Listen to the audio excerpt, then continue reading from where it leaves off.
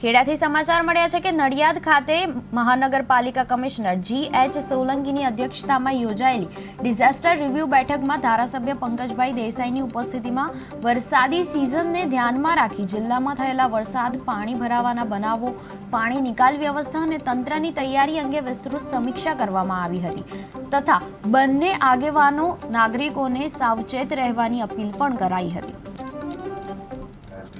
નગરજનો અને ગ્રામવાસીઓની મદદ માટે અમારી તમામ ટીમો તૈયાર છે।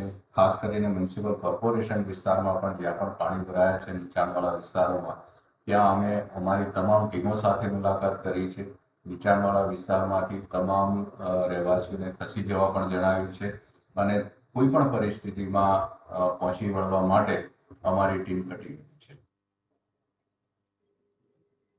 આજે હેવી રેનફોલના કારણે નડિયાદ કંટ્રોલ રૂમની મુલાકાત લીધી।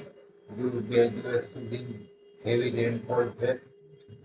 અત્યારે સવારથી અત્યાર સુધીમાં 22 સેન્ટીમીટર વરસાદ એટલે લગભગ 7 થી 8 ઇંચ વરસાદ પડી ગયો છે। નડિયાદ સિટીની અંદર એટલો વિસ્તાર છે એમાં થોડું પાણી ભરેલું છે અને પાણીનો નિકાલ નગરજનો અને ગ્રામવાસીઓની